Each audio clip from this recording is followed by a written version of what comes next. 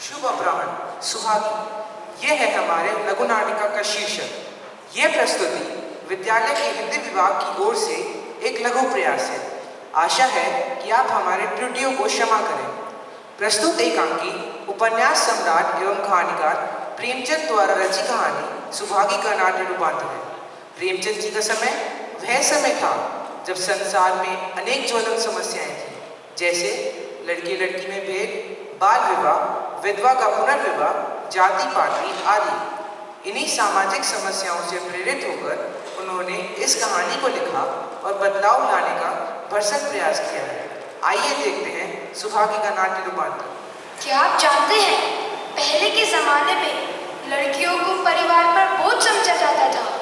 इसके पीछे यह धारणा थी कि लड़कियां परिवार का भरण पोषण नहीं कर सकती, यह काम सिर्फ लड़के ही कर सकते हैं। यह नाटक समाज की इस सोच को झुठलाने के साथ ही साथ यह भी सिद्ध करता है कि एक बेटी माता पिता की देखभाल एक बेटे से अधिक सक्षमता से कर सकती है। चलो लिए चलते हैं आप सभी को सुहागी के घर। आओ भाइयों, चलो चलते हैं। अरे तुलसी भैया, बड़ी चिंता में रखते हो। क्या बताओ भैया, पहले बैठो। सुभागी, पानी तो पिलाना बिटिया। भैया तुलसी, लड़की की कहीं दूसरी जगह शादी कर दो। आजकल तो बाल विधवा के विवाह को कोई बुरा नहीं मानता, फिर क्या सोच विचार करना। भैया मैं तो तैयार हूँ, लेकिन सुभागी माने तो तब ना, ये किसी तरह राजी ही नहीं होती।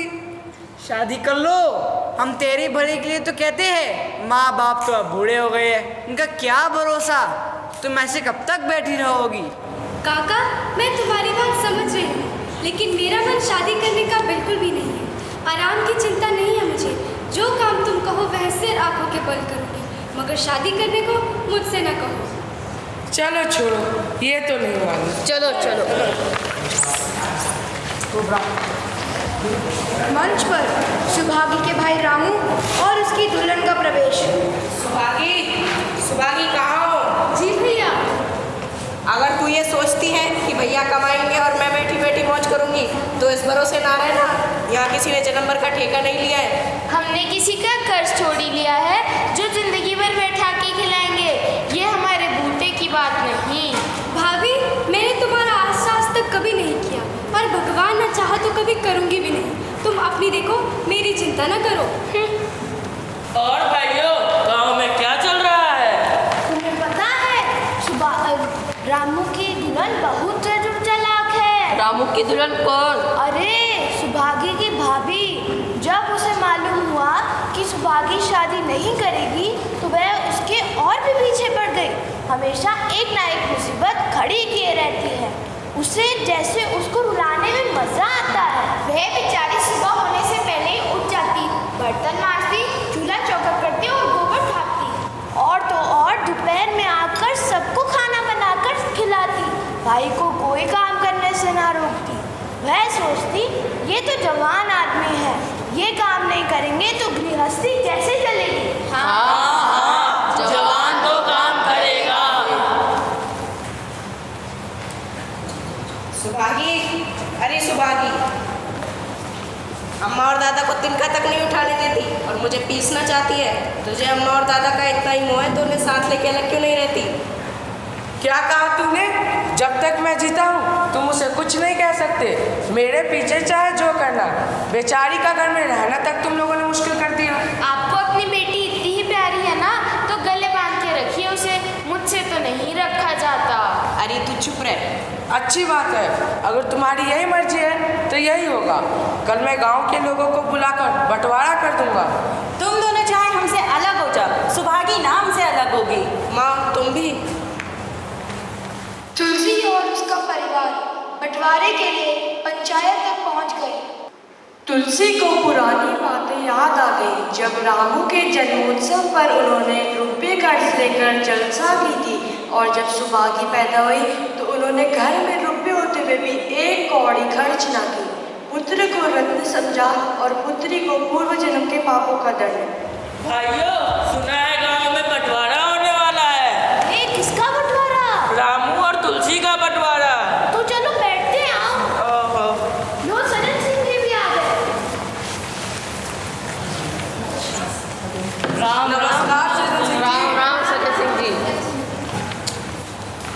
पंचो, रामू का और मेरा एक घर में निवाह नहीं होता।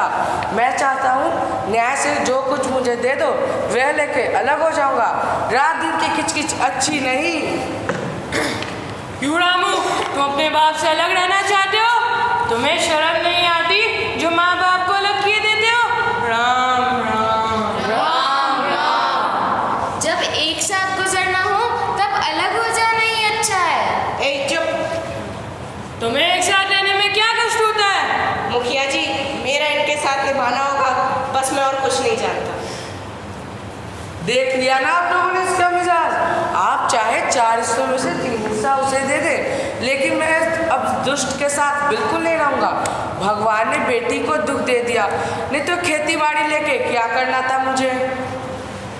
लड़के से लड़की बनी जो फुलवंती होए। चलो देखते हैं। बाबा बाबा, यह सब बंटवारा मेरे कारण ही तो हो रहा है। मुझे क्यों नहीं अलग कर देते? नहीं बेटी, संसार छूट जाए लेकिन हम तुम्हें ना छोड़ेंगे। रामू के साथ मैं रहना भी नहीं चाहती। उसका मुंह देखने की बात तो दूर रही, जो कपूत हो गया उससे क्या लेना देना।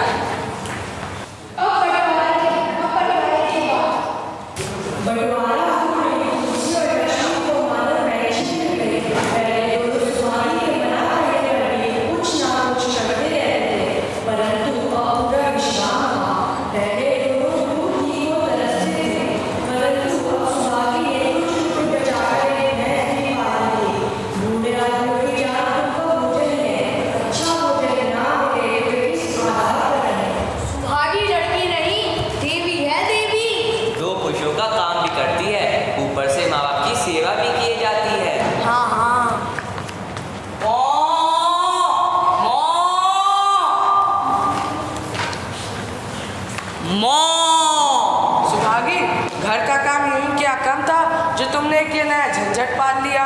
दादा, दूध के बिना मुझे खाना अच्छा ही नहीं लगता। वाह बेटी, तुम झूठ कब से बोलने लगी? दूध को कभी छुआ भी नहीं। पीने की बात तो दूर रहे, सारा दूध तो हम ही लोगों को पिला देती हो। परंतु यह उसके अधीर न रहे। तुलसी बीमार हो गई और उसने खाट पकड़ ली।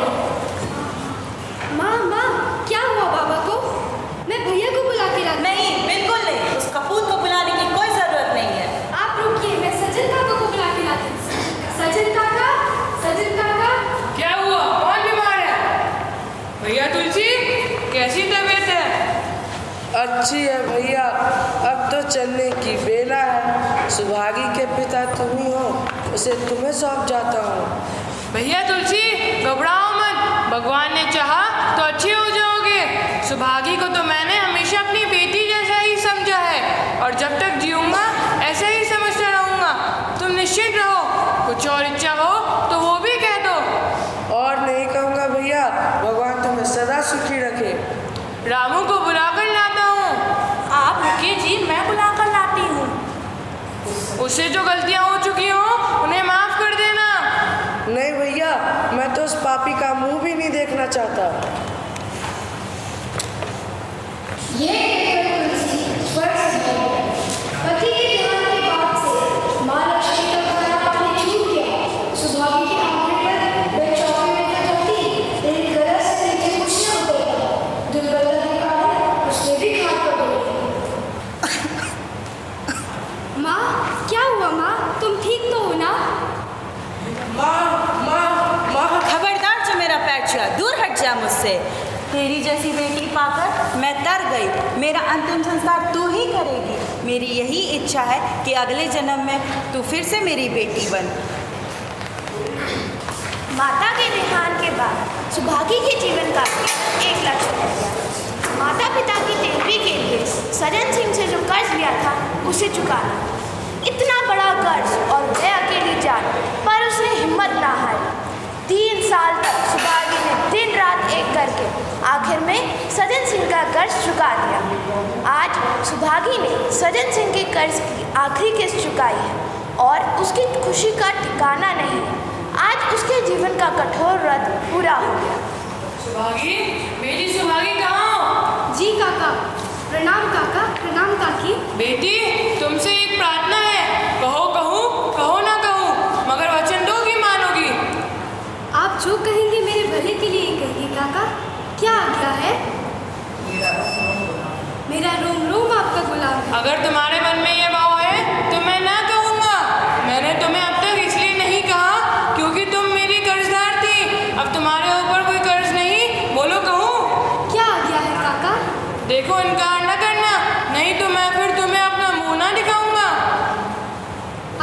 आ गया हो। देखो मेरी इच्छा है कि तुम मेरे घर की बहू बनकर मेरे घर को पवित्र करो।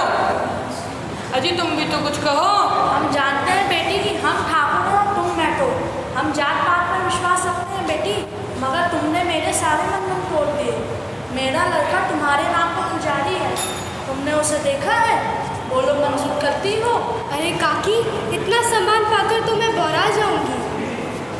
तुम्हारा सम्मान भगवान कर रहे हैं बेटी। तुम साक्षात भगवती का अवतार हो। मैं तो आपको अपना माता पिता समझती हूँ। आप जो कहेंगे मेरे भले के लिए ही कहेंगे। मैं आपका हुक्म कैसे टाल सकती हूँ?